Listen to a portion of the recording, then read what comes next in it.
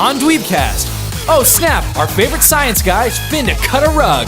Dandy new anime from the Cowboy Bebop creator, and this comic cover artist shows us one heavily armed ape. DweebCast. Hey everybody, I'm Andy Reesmeyer, and this is DweebCast for September 4th, 2013, brought to you by Inertia, helping bodies in motion stay in motion, if you know what I'm saying. Thanks, Inertia! Alright, first up we got the Daily Dweeb. Here's what's blowing up the net today. Do people still call it the net? No? Normally we wouldn't cover Dancing with the Stars, because seriously, who cares? But ABC announced on Good Morning America today that none other than Bill Nye the Science Guy is coming to the show. Bill Nye the Dancin Guy. This is a huge deal, you guys, because Bill Nye is pretty much my personal hero. Bill was on Ora TV's Larry King Now a while back and didn't breathe a word about any dancing, but he did talk about religion, science, and public education. Check out that episode on YouTube or on Ora.tv. You're looking at the trailer for Space Dandy, an upcoming anime series from the creator of Cowboy Bebop, Shinichiro Watanabe. According to the trailer, Space Dandy is a dandy guy in the space.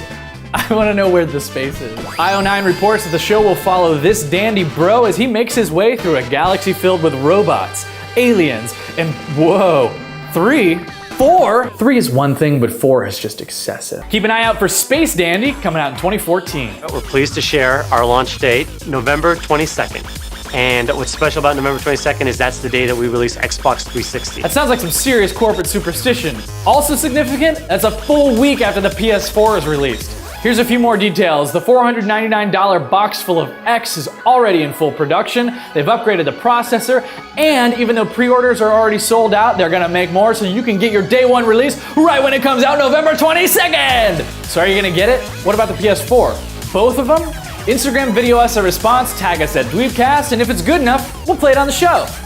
And here's the coolest thing we've seen today. This YouTube video from user Zhanghoon95 has racked up almost 2 million views in the past few days. It's Daft Punk's summer hit Get Lucky reimagined with Mario Paint Composer. Remember that? And because it's the internet, for the first installment of our Artist Profile series, we went to Palm Springs to interview Wes Huffor. Wes is doing the covers of indie comics Six Gun Gorilla and a whole bunch of other cool stuff. Check it out.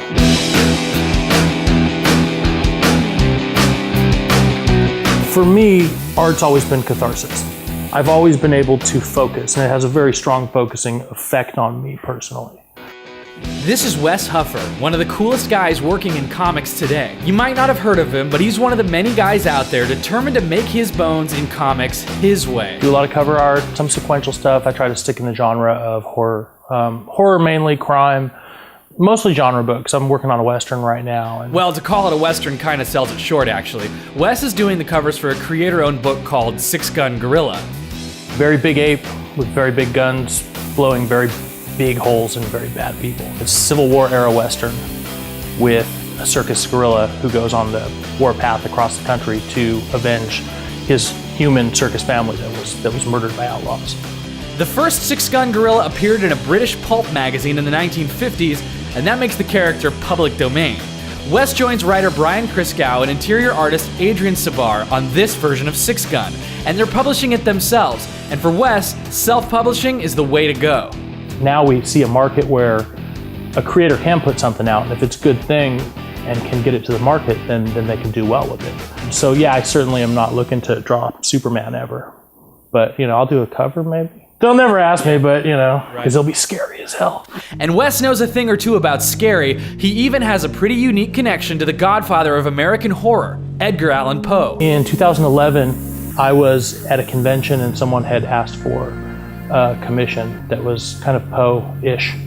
Basically, I did kind of the kind of like the essential vibe from The Raven. It had, and it kind of encapsulated some ideas about Poe too, about the alcohol and very macabre stuff. Like maybe a couple weeks after the convention, I had read the Historic House Trust of New York was trying to find artists and writers who were inspired by Edgar Allan Poe. I found out that it had gotten first place and it was going to go into his cottage where he wrote like Annabelle Lee and where his wife died of tuberculosis.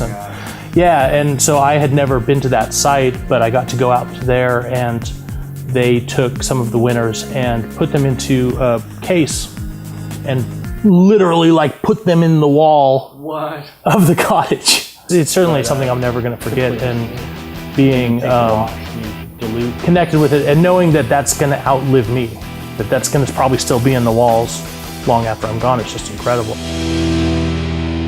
You want to check out more art? Make sure you visit weshuffor.com. I'm Andy Reesmeyer. This is DweebCast. We will see you tomorrow.